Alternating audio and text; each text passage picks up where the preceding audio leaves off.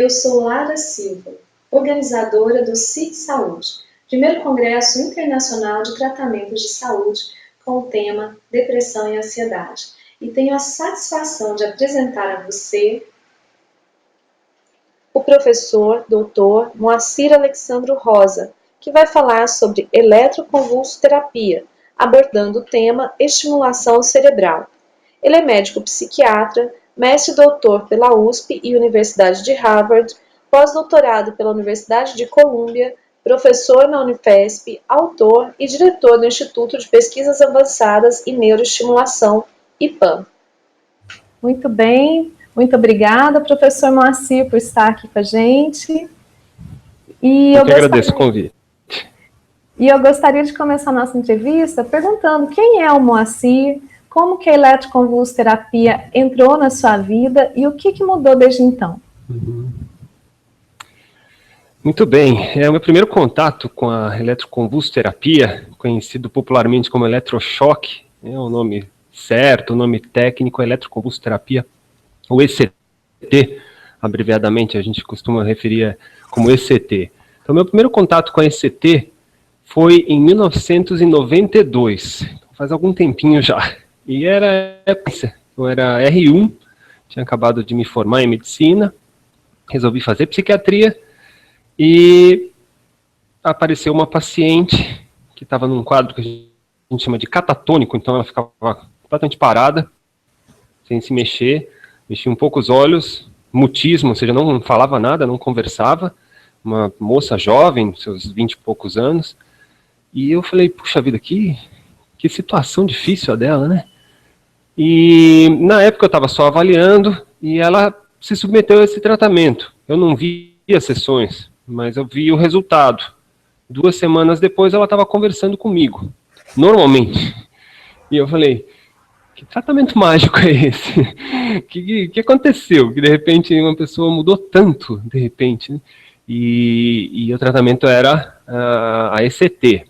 Então foi realmente o meu primeiro contato, minha primeira experiência, e foi uma experiência muito boa, porque eu não tinha nenhuma ideia, né? Apesar de eu ter estudado medicina, eu não tinha ouvido falar durante a faculdade, e me impressionou bastante. Então eu comecei a me interessar por aquele tratamento, comecei a estudar aos poucos, terminei a residência, comecei a praticar, comecei a entender melhor a técnica, os melhoramentos que a técnica sofreu ao longo do tempo, e pouco tempo depois comecei a trabalhar no Hospital das Clínicas, fazer o mestrado em outra área, em esquizofrenia, mas surgiu uma vaga no setor de eletroconvulsoterapia do Hospital das Clínicas, e eu resolvi entrar, e aí sim, comecei realmente a fazer, e a ganhar uma experiência muito grande, fiquei ao longo de 12 anos atendendo naquele setor.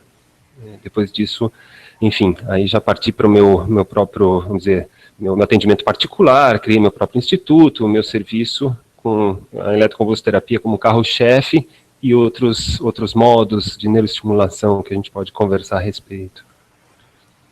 Perfeito. E o que é a eletroconvulsoterapia?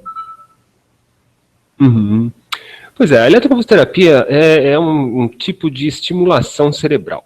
Então, o princípio, curiosamente, quando se pensa em eletroconvulsoterapia, se pensa muito no choque, né, na eletricidade. E a eletricidade é só um meio. O ponto principal do tratamento é um disparo do próprio... Na verdade, começou... Inicialmente se dava uma injeção de uma substância e o cérebro tinha esses disparos que a gente chama de convulsão, uma convulsão cerebral, que pode ter a parte motora, né, no corpo, e isso tinha um resultado excelente. Então começou como convulsoterapia química, mas era muito difícil dosar individualmente, era um tratamento que tinha convulsões muito longas, era muito difícil de manipular. Então a eletricidade entrou porque era muito mais simples, muito mais rápida, direta, com alguns segundos de disparo, o cérebro já reagia e aí você tinha o seu efeito. A gente acredita que o efeito terapêutico não seja do choque propriamente, não seja da estimulação, mas seja dessa reação cerebral, que a gente mede no eletroencefalograma, que dura alguns segundos, ao redor de 30, 40 segundos, é o mais comum. Então, com isso, é como se a gente colocasse o cérebro novamente no ritmo. É como se, né, de uma forma bem simplificada, como se a doença, a depressão, ou alguns quadros psicóticos, né, que melhoram também com a ECT, fosse uma alteração de ritmo. E com o ECT a gente coloca de novo dentro do ritmo. A diversão, né, com o choque que se dá no peito para botar o coração de volta no ritmo certo. Então é mais ou menos a mesma coisa, a gente tenta botar o cérebro de volta no ritmo. Muito bem, mas existe um conceito de neuroestimulação, estimulação magnética. Eu queria que você explicasse um pouco melhor isso também. Tá certo. Novas formas de estimulação cerebral estão sendo desenvolvidas e estão um pouco na moda mesmo, estão sendo testadas, né, e muita gente está procurando. E por que elas surgiram? Primeiro, porque a eletroconvulsoterapia ainda existe, vamos dizer. É um tratamento antigo, talvez seja o mais antigo na psiquiatria que ainda sobreviveu. Foi melhorado, antigamente se fazia sem anestesia, atualmente se faz a técnica com anestesia geral, com relaxamento muscular, então a reação é só cerebral, então é um tratamento muito confortável, muito tranquilo. E por que ele ainda existe? Ele ainda existe porque as medicações não dão conta de resolver todos os casos. Então, normalmente a gente classifica depressões em leve, moderada e grave, um jeito simplificado de classificar. As depressões mais leves, em geral, a gente consegue resolver de formas com tratamento simples. Exercício físico, alimentação adequada, limitar excesso em uso de álcool, por exemplo. Então, com medidas mais simples, a gente consegue muitos casos de depressão leve resolver. Quando a depressão já é de leve para moderada, aí já é possível que seja necessário usar uma medicação. Quando ela está no nível de moderado para grave, aí a medicação é obrigatória. Né? Tem que se tentar uma medicação, porque sozinha a pessoa, por mais que ela tome as devidas medidas e se esforce e faça todas as orientações, não é suficiente. Então a medicação é necessária. Mas a medicação ela tem limitações. São duas limitações principais. Primeiro, tem os casos que a gente chama de refratários, ou seja, com doses altas de medicação, às vezes com combinação de medicação, por tempo adequado, com dose adequada, a pessoa não melhora. Então, são os casos refratários. Por outro lado, tem os casos que a gente chama que não toleram os efeitos colaterais. Então, você não consegue chegar numa dose adequada da medicação, porque o organismo dela é mais sensível, então tem muitos efeitos colaterais. Então, em geral, são essas duas situações, né? Excesso de efeitos colaterais ou falha de resposta, em que a gente tem que tentar alguma outra coisa que não a medicação. Aí é que entra, em casos mais graves, geralmente, a ECT, a eletroconvulsoterapia, e em casos que estão mais entre moderados, chegando para grave, outras formas. A mais usada no momento é a estimulação magnética transcraniana, que é um tratamento já aprovado pelo Conselho Federal de Medicina aqui no Brasil, para o tratamento da depressão. Então, parecido com a ECT, mas diferente. Porque nesse caso não se induz convulsão, então não tem aquele mesmo disparo rítmico cerebral que o ECT induz, mas a própria estimulação magnética, ela dá o ritmo, são pulsos em determinados ritmos para tentar também, supostamente, fazer o cérebro voltar a funcionar no ritmo certo, ou ativar aquela região que está funcionando menos na depressão. Então, a estimulação magnética transcraniana é o principal método de neuroestimulação que está sendo usado na prática clínica. E tem outros que são experimentais. Então, posso citar de passagem, existe a estimulação elétrica por corrente contínua, está sendo muito estudada, na USP tem um grupo forte que estuda isso. Ainda não tem uma utilidade prática, mas quem sabe no futuro, para casos de depressão aí entre leve e moderada, possa ser, porque é um tratamento simples, barato, um aparelho bastante simples, né, seguro, e que pode ser usado ou sozinho ou como complemento da medicação. E para casos muito graves, né, existe uma técnica que se chama estimulação cerebral profunda. Então, nesse caso, é uma cirurgia. Se fazem 2 buracos na cabeça, põe um fio bem dentro do cérebro mesmo, e aí a estimulação vai ser direta na ponta desses fios. Então, uma estimulação elétrica, por baixo da pele fica um fiozinho e um marca-passo no peito, e ele fica estimulando continuamente a pessoa. Então, isso é experimental, tem muitos estudos em andamento, principalmente nos Estados Unidos.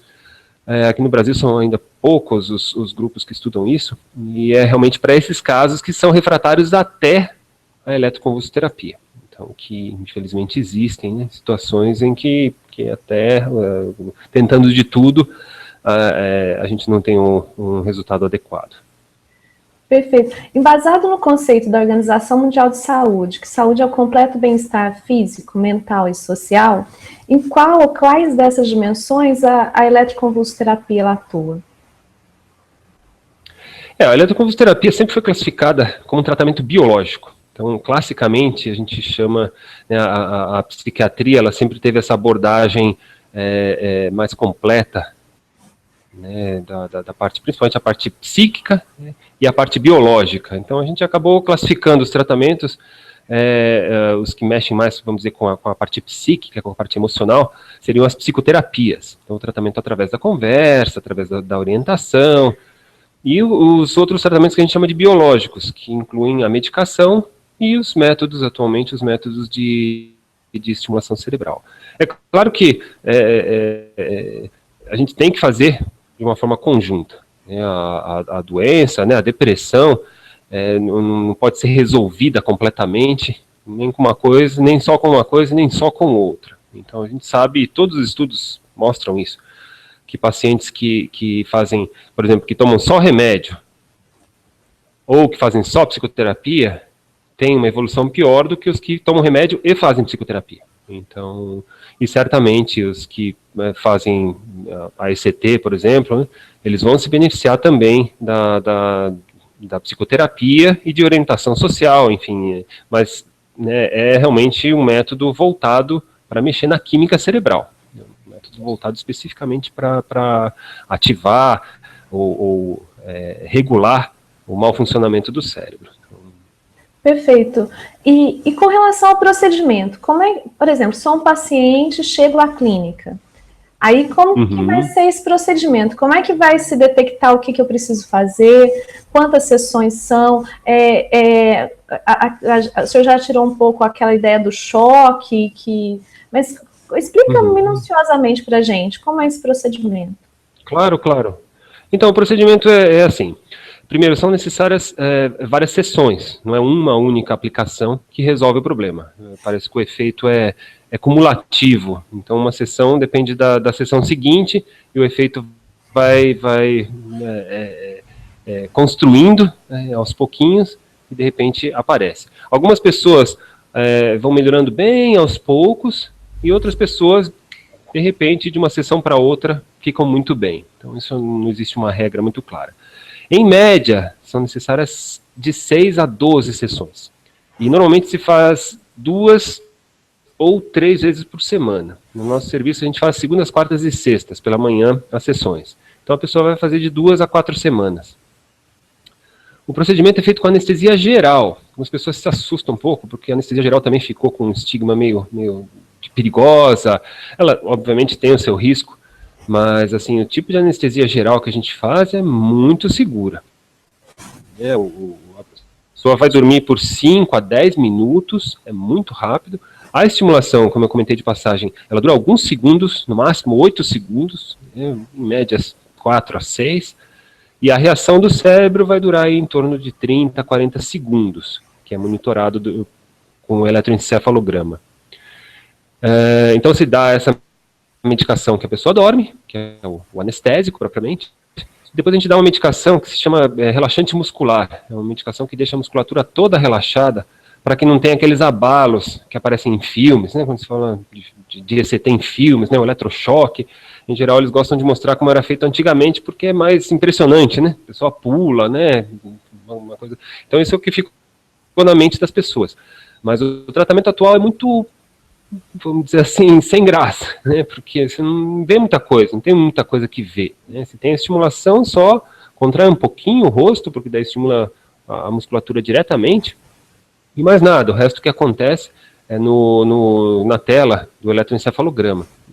E, em geral, a perna, a gente garroteia com um manguito de pressão, então, e deixa sem o relaxante muscular. Então, o pé, ele pode ficar sem o relaxante muscular durante o procedimento, então a gente vê os pequenos abalos no pé. É só mais um modo de garantir que teve a crise, que a dose foi adequada e que a duração foi o tempo mínimo para ter um efeito terapêutico. Então, assim, o processo total, a pessoa chegar, fazer a anestesia, relaxamento muscular, estimulação, e depois acordar, dura em média meia hora. No máximo, 1 hora, para pessoas que acabam dormindo um pouquinho mais depois da sessão. No nosso serviço, a gente faz um esquema habitualmente ambulatorial, ou seja, a pessoa vai, faz a sessão e vai embora para casa. Então, sempre tem que ir acompanhado de alguém, porque sai um pouco desorientado, por causa da anestesia e por causa da estimulação. Então sempre sai acompanhado de alguém, tem algumas restrições do que pode e do que não pode fazer naquele dia. Em geral, coisas que exijam atenção, dirigir, por exemplo, ir na garupa de uma moto, isso está proibido, né, porque é um risco de algum acidente.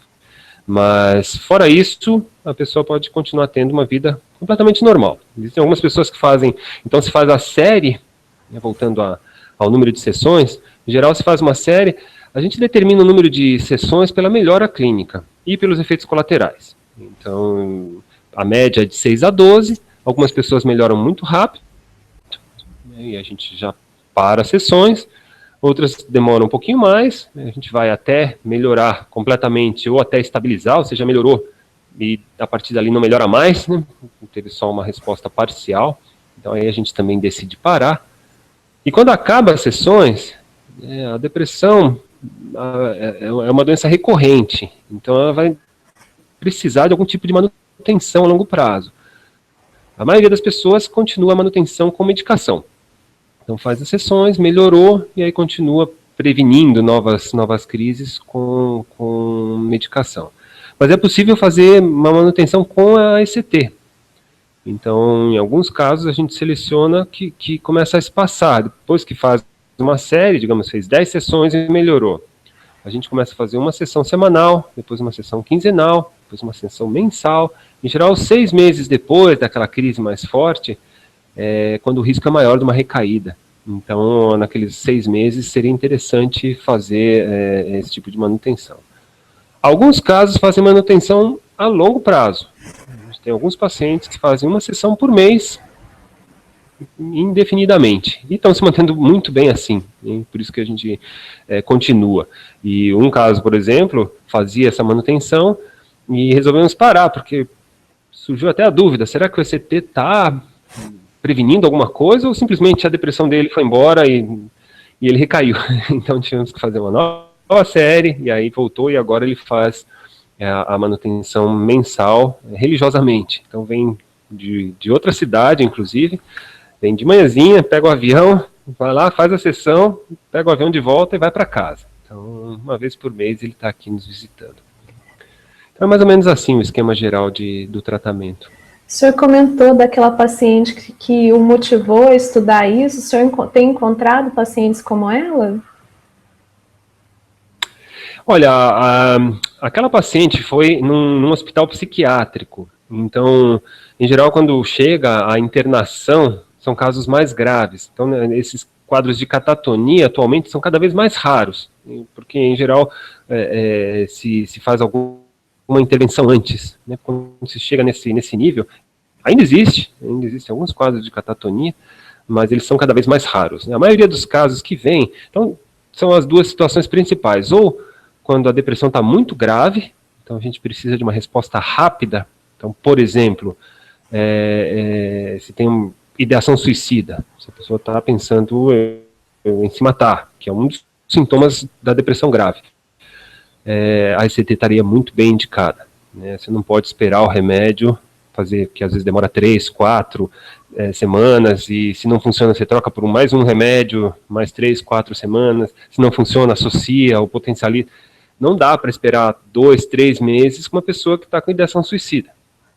Então, o ECT estaria muito bem indicado nessa situação, por exemplo.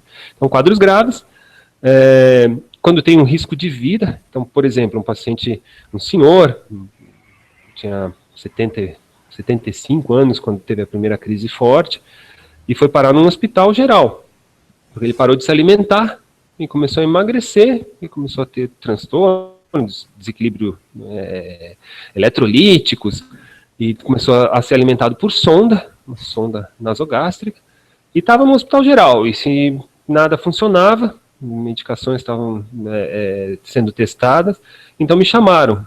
Então, acho que tem depressão, né? E aí realmente foi um desses casos que era muito bem indicado, melhorou muito, a família ficou muito agradecida, né, com os resultados. Esse é um dos que faz manutenção a longo prazo, e a gente fica imaginando, se o médico não tivesse indicado ECT, talvez ele, enfim, tivesse falecido, e ninguém ia colocar como causa-morte depressão. Provavelmente iam colocar como causa-morte arritmia, porque seria alguma consequência do estado em que ele estava. Então, risco de suicídio, risco de vida, e depois, realmente, essa intolerância às medicações, né, aos efeitos colaterais das medicações. Muitas pessoas param os remédios, né, não conseguem tomar ou não querem tomar, né, algumas pessoas têm ganho de peso, por exemplo, então não querem mais tomar o remédio. Os métodos de estimulação cerebral podiam ser uma opção interessante, né, porque realmente o perfil de efeito colateral é diferente, né, tem efeitos colaterais, tem riscos, mas o perfil é diferente das medicações. Comenta um pouquinho a respeito do procedimento para estimulação magnética, é diferente? Então, a estimulação magnética, ela tem algumas semelhanças. Quando ela surgiu, inclusive, né, também a minha história na estimulação magnética é antiga. Eu ouvi uma palestra, se não me engano, em 1998, de um professor, o professor Brasil Neto, que é o pioneiro da estimulação magnética no Brasil. Ele é professor lá da Universidade de Brasília, e deu uma palestra falando da técnica, explicando como ela funcionava e das possíveis aplicações terapêuticas, que na época ainda estavam nos seus começos. E eu, como já trabalhava com ECT, me interessei muito pelo assunto. Fui atrás e resolvi, nessa época eu já tinha acabado o mestrado, resolvi fazer o doutorado nisso, inclusive, né, fazer uma comparação entre ECT e estimulação magnética. Na época só tinha um aparelho mais simples, que era esse do professor Brasil Neto, em Brasília. E não tinha o aparelho que era necessário com pulsos de repetição para tratamento aqui no Brasil. Então eu fui para o Uruguai, que era o lugar mais próximo que tinha aqui, onde existia um aparelho.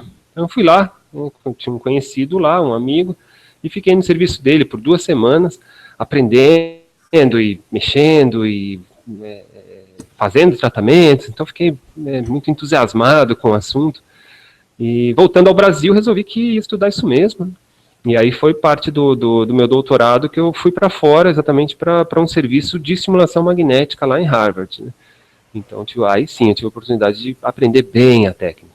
E aí sim, voltei, isso em 2002 já, a gente montou esse primeiro grupo de estimulação magnética lá no Hospital das Clínicas. Então, desde então, temos feito muitos estudos a respeito da estimulação magnética, né? E recentemente também, né, a partir do IPAN, né, o IPAN englobou, né, eu comecei mais com a ECT, e logo em seguida, né, a gente já começou a fazer a estimulação magnética. Quais são as vantagens da estimulação magnética? Primeiro, não precisa de anestesia, então é um tratamento mais simples, não precisa de um ambiente cirúrgico. Então, para ECT, eu tenho que fazer numa clínica, tem uma sala cirúrgica, que tem um aparelho de anestesia, que tem um aparelho de ressuscitação, enfim, tem eu preciso de uma anestesista, eu não faço a própria anestesia, eu faço a estimulação só, né? Então, exige muito mais, né, a estrutura. A estimulação magnética não, eu preciso do aparelho e de mim mesmo, então eu vou lá e faço as aplicações. Como é que ela funciona? Em geral, as sessões, isso varia muito de serviço para serviço, mas elas duram de 20 a 30 minutos. elas também tem que fazer várias sessões para ter o efeito. Como ela não dá os mesmos efeitos cognitivos da ECT, a gente faz todos os dias, então, de segunda a sexta. Habitualmente a regra geral é essa. E faz de 10 a 20 sessões. Então também vai de 2 a 4 semanas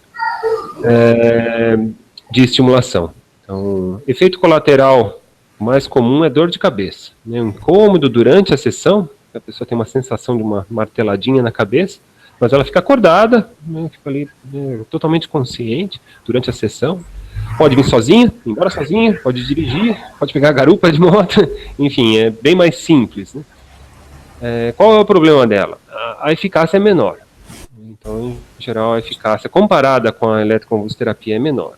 Então, normalmente, a gente, quando os casos são mais graves, com risco de suicídio, por exemplo, a ECT estaria mais indicada. Quando os casos são mais moderados, ainda não chegaram naquela gravidade tão grande, a estimulação magnética poderia ser uma indicação interessante. E para os casos com excesso de efeito colateral do remédio, que não são tão graves ainda, mas a questão é que não se pode usar a medicação. Então, não necessariamente isso vai acontecer, aos poucos a medicina vai esclarecendo essas coisas, né?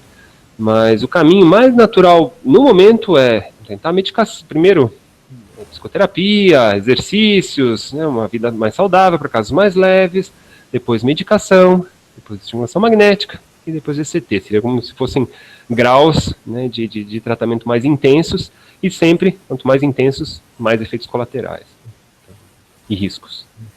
Muito bem. E para a ansiedade, é indicada também a neuroestimulação? A neuroestimulação está sendo testada para alguns quadros de ansiedade. Então, a ansiedade, ela pode ser vista como uma doença ou um distúrbio próprio ou como um sintoma. Então, quando a ansiedade é um sintoma, ela é muito comum, um sintoma comum da depressão.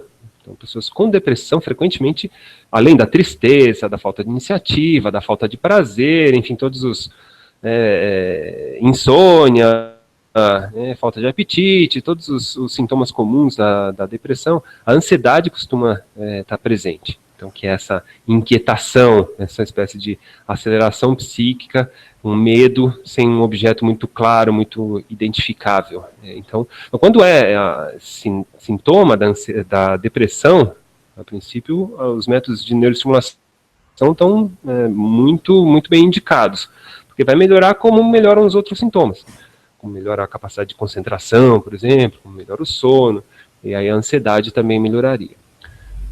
Os quadros de ansiedade, vamos dizer assim, primários, então eles têm vários subtipos. Então, em geral, quando a gente fala de ansiedade, a gente se refere à ansiedade generalizada. Então, a ansiedade é o problema principal. Mas a ansiedade é um sintoma muito comum de transtorno obsessivo compulsivo, por exemplo. A síndrome do pânico são crises de ansiedade agudas, disparos de ansiedade agudos, tem o transtorno do estresse pós-traumático, enfim, tem umas fobias, né? Então tem uma série de outros transtornos. Então todos esses estão sendo testados, né? A estimulação magnética principalmente, e a estimulação aquela que eu comentei de corrente contínua, estão sendo testados para aliviar esses sintomas de ansiedade. A eletroconvulsoterapia não tem indicação nesses casos. Então, transtorno obsessivo compulsivo, geralmente, a não ser que tenha uma depressão associada, né? Geralmente não melhora, estresse pós-traumático, toque eu já falei, né? Fobias, ansiedade generalizada, infelizmente a ECT, a eletroconvulsoterapia, não é uma boa indicação, né? Então, a estimulação magnética está sendo testada para isso. Toque, principalmente, com resultados bastante promissores. Muito bom. E ficou alguma dúvida frequente entre os pacientes que a gente ainda não comentou? Efeitos colaterais, então, principalmente a memória, a ECT tem esse porém, né? Então não existe tratamento perfeito. O efeito colateral mais comum da ECT não é perda de memória, é dor de cabeça, isso é o mais comum, mas a memória pode ficar alterada. Então, alguns detalhes a respeito disso para que as pessoas não se assustem. Primeiro, o efeito é cumulativo, ou seja, não é repentino. Então não é que a pessoa faz uma sessão e sai e esquece tudo. Então, em geral, não, precisa de algumas sessões, depois de algumas sessões começa a ficar um pouco mais esquecido, um pouco mais distraído, e quando isso aparece, já é também um critério que a gente usa para parar as sessões. Então, é melhor a clínica ou efeito colateral, né? A gente vai ver o equilíbrio dessas duas coisas. A memória, tanto memória para coisas novas, né? Então a gente chama de memória anterógrada, então coisas novas, então um novo número de telefone, por exemplo, né? Conhece uma pessoa, sabe o nome dela, vai esquecer aquilo ali, então memória anterógrada. E memória retrógrada, ou seja, coisas que já tinham sido guardadas, já estavam lá na memória do passado, então as duas são afetadas. A que incomoda mais é a anterógrada, é essa de coisas novas, porque a pessoa fica distraída. Então os familiares falam, falei para ela uma coisa de manhã, à tarde ela já esqueceu, né? Ela veio aqui, me perguntou está me perguntando 2, 3 vezes ao longo do dia. Então essas coisas novas incomodam mais, mas essa volta muito rápido. Essa, 1, 2 semanas no máximo depois das sessões, isso já normalizou. A que pode incomodar mais a longo prazo é essa memória retrógrada. Então, que também volta, né, para a maioria das pessoas volta muito rápido, mas uma outra pessoa se queixa de que ficou com algumas ilhotas de amnésia. Então, uma viagem que fez, né, um passeio, né, um acontecimento, uma festa, ele não se lembra mais daquilo. Mas não chega a ser algo que atrapalhe o dia a dia, que atrapalhe desempenho profissional, enfim, são, né, pessoas com atividade profissional intelectual fazem o tratamento e, em geral, melhoram, porque quando melhora a depressão, melhora a cognição, melhora a concentração, então a sensação, o resultado final é muito positivo, é de melhora mesmo. Mas é claro, é uma questão. Existem técnicas que para algumas pessoas que são mais sensíveis à perda de memória, que a gente pode tentar. Muitas vezes o ECT que a gente chama de unilateral, em que a gente estimula só um hemisfério cerebral, é uma das técnicas mais usadas para preservar essa perda cognitiva. Algumas pessoas não vão melhorar com essa técnica, então por isso que ainda não é uma coisa que é usada em todos os pacientes. Mas alguns serviços, eles, né, usam o ECT unilateral como padrão, alguns serviços americanos. Então existe essa opção. Algumas pessoas que estão muito preocupadas com isso, né, que, não, perder minha memória eu não faço, então a gente pode tentar essa técnica unilateral e o pior que pode acontecer é a pessoa não melhorar, mas a memória a cognição vai ficar bastante preservada. Então é uma preocupação relativa. E outros efeitos? Essa dor de cabeça é muito intensa? Como é que é? Essa dor de cabeça é bastante simples, bastante fácil de tratar. Para quem tem, a gente já preventivamente já dá uma medicação durante a sessão mesmo. Já aproveita que está com acesso venoso, já dá uma medicação endovenosa, já preventiva. E não costuma ser um problema, né? Não costuma ser um problema tão intenso a ponto de atrapalhar o tratamento, de ter que parar o tratamento. Existem reações à anestesia. Então, depende do tipo de anestesia que se usa. Algumas pessoas são mais ou menos sensíveis. Depende dos serviços, né? Alguns serviços preferem um tipo de anestésico do que outro. Então, aí tem o perfil de efeitos colaterais do anestésico. Alguns dão mais ânsia, náuseas, outros dão menos. Mas isso aí é uma questão de individualizar e entender o serviço onde a pessoa vai. Qual é o padrão que eles usam, e aí prevenir ou tratar de acordo com os efeitos que surgirem. E contraindicações, por exemplo, idade, tem algum problema? Pois é, sabe que a ECT, cada vez mais, ela é indicada para pessoas mais velhas. Acho que a recordista mundial tinha mais de 100 anos que fez a ECT. E, né, uma coisa que antigamente era impensável. Então, quando se introduziu a anestesia geral em ECT, muitos médicos acharam ruim, né? Acharam que era um tratamento muito seguro e por causa da anestesia ele ficou menos seguro. Mas isso não é verdade. A anestesia, na verdade, deixou o tratamento mais seguro ainda. Tanto que a gente consegue fazer com pessoas de muito mais idade, pessoas que têm osteoporose, pessoas com uma série de problemas clínicos. O caso mais impressionante que eu já vi pessoalmente foi uma paciente com transplante cardiopulmonar, ou seja, dos pulmões e do coração, e que fez uma sessão de ECT. Isso foi fora do Brasil. Então, assim, é bastante, extremamente seguro. Mas o risco não é zero, né? Existe sempre uma possibilidade de uma complicação, né, da anestesia ou da combinação das duas coisas, e o risco maior é cardiovascular. Em geral, pessoas que têm arritmia ou angina, ou já tiveram um infarte, elas têm um risco maior de ter uma arritmia durante a sessão. Então, esses são os pacientes com uma contraindicação que a gente chama de relativa. Não existe uma contraindicação absoluta, né? Uma situação que a gente fala não pode fazer de jeito nenhum. Mas as contraindicações relativas, em geral, são essas, né? Doenças clínicas de difícil tratamento, principalmente a arritmia. Também, logicamente, se a pessoa tiver um tumor cerebral, né, com um efeito de massa, que a gente chama, ou seja, que ele tá aumentando a pressão intracraniana, situações especiais. Mas, no geral, não tem nenhuma contraindicação absoluta, né? E a maioria das pessoas com todo tipo de doença, se tiver controlado, diabetes, hipertensão, né, DPOC, se tiver controlado, podem fazer o tratamento, né, de uma forma bastante segura. E crianças? Crianças, o ECT ele é muito pouco utilizado em crianças, muito pouco.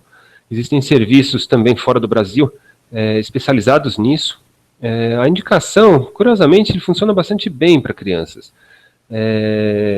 As indicações são semelhantes, principalmente depressão, é muito comum depressão em criança, cada vez mais comum, infelizmente, e a ECT parece ter um bom efeito. E existem estudos dos efeitos da ECT, por exemplo, em autismo. O ECT ele não trata, vamos dizer assim, os sintomas, não trata o autismo como doença, mas ele trata alguns sintomas de autismo, principalmente aqueles autismos em que a impulsividade é muito grande, então que a criança, por exemplo, se machuca, isso é relativamente frequente, então a criança bate a cabeça, por exemplo, então tem que ficar com um capacete protetor, né, 24 horas por dia, né? Então, em alguns desses casos, a ECT tem se mostrado muito benéfica. Então, é difícil, é raro, mas deve ser considerado em alguns casos específicos para a criança. O cérebro da criança é diferente, está, né, em desenvolvimento, então, assim, não é para ser usado, vamos dizer assim, tão amplamente como se faz com os adultos. Mas existem situações em que deveria ser mais considerado. Adolescentes é bem mais frequente. Então, a partir dos 12, 13 anos, a gente tem feito, né, um número relativamente grande de pacientes sem nenhum tipo de complicação. A indicação da ECT, né, da eletroconvulsoterapia, que é a gestação. A gente falou de idosos, de crianças, situações de risco, e uma das indicações que assusta às vezes as pessoas é depressão durante a gestação. Algumas medicações, elas podem, no primeiro trimestre, que é quando está se formando os órgãos do bebê, algumas medicações podem ser teratogênicas, ou seja, elas podem causar malformações, né, no nenê. Então, no primeiro trimestre, poderia ser uma opção interessante fazer a eletroconvulsoterapia. A eletroconvulsoterapia pode ser usada durante a gestação inteira, né, em qualquer fase da gestação, né, mas mais comumente nesse primeiro trimestre é quando ela costuma ser mais utilizada. Existem algumas particularidades técnicas, mas no geral é muito bem tolerado, muito seguro, e é uma opção interessante para essas mulheres. Já que você comentou, na depressão pós-parto também é comum utilizar? Seria uma ótima indicação, né? Também as medicações todas, praticamente todas, passam para o leite materno. Então, se a mãe quiser amamentar, ela vai ter que parar as medicações, senão ela vai passar antidepressivos e ansiolíticos, tudo para o nenê, né? E a ECT podia ser uma opção interessante. O anestésico ele tem um efeito muito curto, né? Ele desaparece do organismo da mulher em poucas horas, e então ela já poderia amamentar no mesmo dia e não teria essa limitação. Além da eficácia muito grande, e de que os quadros pós-partos, muitos deles são muito graves, né? São muito intensos, de um risco muito grande. Então, Está muito bem indicado, acho que foi bem lembrado. Perfeito. E quais profissionais que podem aplicar a eletroconvulsoterapia? Você tem um procedimento médico. Então, habitualmente, né, o mínimo, a equipe mínima é o psiquiatra, o anestesista e uma enfermeira, um auxiliar, um técnico de enfermagem. Então, essa é a equipe mínima para fazer o atendimento. O psiquiatra, ele não deve fazer anestesia, né, a não ser que ele tenha feito a residência anestesista mesmo. A anestesia é relativamente simples, mas é preciso estar preparado para quando deixa de ser simples. Então, é para isso que está o anestesista lá. O anestesista não deve fazer a estimulação, que no geral é relativamente simples, mas também ela é simples exatamente porque a pessoa sabe o que tem que ser feito, sabe monitorizar, sabe fazer a aplicação adequada, sabe controlar o número de sessões, por exemplo, que vão ser indicadas. E aí a pessoa da enfermagem, que é exatamente mais para os cuidados mais diretos do paciente, monitorização, acesso venoso muitas vezes, a recuperação pós-anestésica, então essa vai ser a pessoa que vai estar em contato mais próximo do paciente, né? Então, a estimulação, isso para a eletroconvulsoterapia, né? A estimulação magnética, existe uma discussão muito grande, mas o Conselho Federal de Medicina, ele colocou a estimulação magnética como um ato médico. Então, a princípio, deve ser realizado, aplicado por um médico. Então, ele é de responsabilidade do médico. Então, a nossa postura é essa, né? Que nós aqui, pelo menos aqui no nosso serviço, só os médicos fazem, né? Os médicos colocam o paciente, posicionam, fazem todo o preparo, ficam durante a sessão inteira, terminam a sessão e mandam o paciente embora. Então, a estimulação magnética, eu esqueci de comentar, existe um risco, né, o risco de uma convulsão durante a sessão. Então, é raro, relativamente raro, para o número de sessões que já foi feito no mundo inteiro, são poucos os casos descritos de uma convulsão acidental, mas aconteceram. Então, esse é um dos motivos da presença de um médico, de alguém que saiba lidar com esse tipo de acidente. No nosso serviço, a gente nunca teve nenhum caso, e espero que nunca tenhamos, mas estamos preparados para essa eventualidade. Caso aconteça, a gente sabe o que fazer. Então, a presença do médico, além de tudo, além de garantir uma qualidade técnica, é exatamente para a hora, né, da complicação. Se alguma coisa der errado, o médico está ali para consertar, para fazer a coisa ficar certa de novo. Muito bem, doutor Moacir. Então, eu agradeço muito, foi muito valiosa a sua participação, muito esclarecedor, e eu gostaria que, para finalizar, o senhor falasse suas últimas palavras, deixasse algumas dicas, alguns conselhos para quem está nos assistindo. E muito obrigada. Tá bom, tá certo. Eu gosto de falar, né, que as pessoas têm duas perguntas que eu ouço com uma frequência muito grande, né? E a primeira delas é: ainda se faz isso? Né, quando se fala desse tratamento, então quase todas as pessoas falam: o quê? Ainda se faz isso? Ainda se faz isso. Aí eu tenho que explicar que ainda se faz, sim, por quê, tudo isso que a gente conversou agora há pouco tempo atrás. E a segunda pergunta é a mais difícil. Eles me perguntam por que não me indicaram antes. Então essa eu fico às vezes uma saia justa, porque são vários motivos, né? E os motivos se misturam, um pouco de preconceito, um pouco de desconhecimento, os próprios médicos, a disponibilidade do tratamento. Muitos médicos gostariam de indicar o tratamento, mas são poucos os serviços que fazem. Às vezes o tratamento fica muito caro, né? Exatamente porque precisa de uma estrutura muito peculiar. Acaba ficando um tratamento muito caro, enfim, os convênios não têm obrigação de pagar, né, muitos convênios não cobrem esse tratamento, então tem uma série de motivos, né, por que não indicaram antes, mas talvez, em muitos casos, devesse ter sido indicado antes, né, antes de deixar a depressão tomar conta, antes de deixar a depressão, às vezes, estragar muito, né, da vida, tirar anos. Às vezes as pessoas vêm depois de 10, 15, 20 anos de depressão, né, e falam, puxa, por quê, né, por que não fui tratado antes, né? Então, talvez, por desconhecimento, e talvez essas informações que estamos passando ajudem aqui para algumas pessoas, né, quando está bem indicado, né, recebam esse tratamento antes, né, recebam esse tratamento na hora certa para ter uma qualidade de vida melhor no futuro. Então é isso. Eu agradeço muito o convite e estou à disposição aí para se precisar no futuro.